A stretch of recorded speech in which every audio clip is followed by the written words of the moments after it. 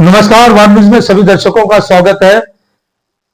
शहर मध्य विधानसभा का हम एक खुलासा करने जा रहे हैं, जहां पे मुसलमानों की उम्मीदों पे कांग्रेस पानी फेरने की संभावना लगभग तय मानी जा रही है। जिस तरह से मुस्लिम समुदाय बहुल्य क्षेत्र का है और मुस्लिम समाज प्रबल दावेदार माना जा रहा है। कांग्रेस के 12 से 13 मुस्लिम समाज के प्रत्याशियों ने कांग्रेस के पास टिकट की मांग की है, लेकिन वार न्यूज ने जिस तरह से जमीनी स्तर को जांचने का प्रयास किया है कि मुसलमानों को यहां पर टिकट देने की संभावना दूर दूर तक नजर नहीं आ रही है, ताकि इस बात के कयास लगाए जा रहे हैं।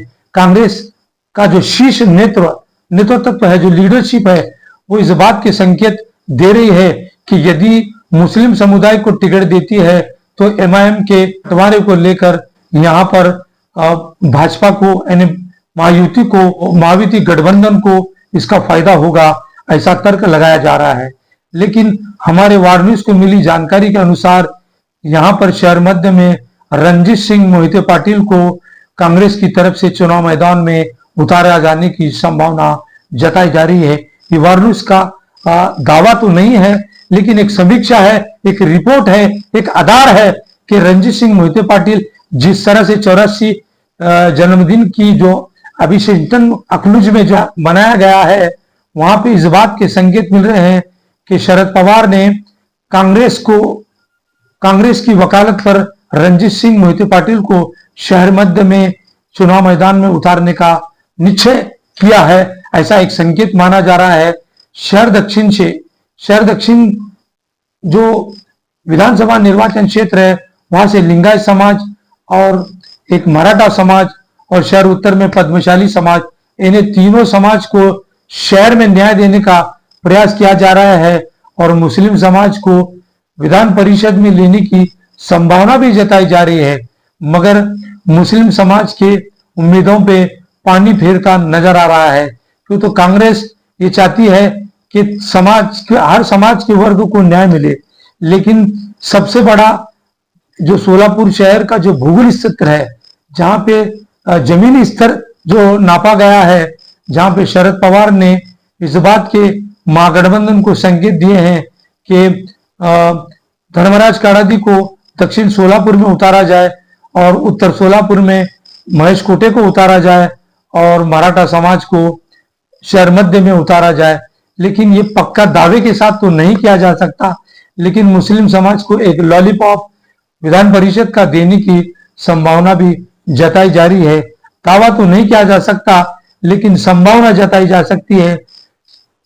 वार न्यूज इस बात के संकेत देता है कि कहीं शहर दक्षिण में धर्मराज काराड़ी को कांग्रेस से उतारा जाता है तो शहर मध्य में उद्धव ठाकरे को यह सीट छूटने की संभावना जताई जा रही है। शहर मध्य और शहर दक्षिण, ये दोनों के जो तर्क वितर्क हैं कभी भी पलट सकते हैं, लेकिन वार न्यूज का एक एनालिसिस है, खुलासा है कि शरद पवार ने सोलापुर शहर के तीनों विधानसभा में एक मन बना लिया है कि लिंगायत समाज, मराठा समाज और पद्मशाली समाज, लेकिन ये रुझान बदल भी सकते हैं।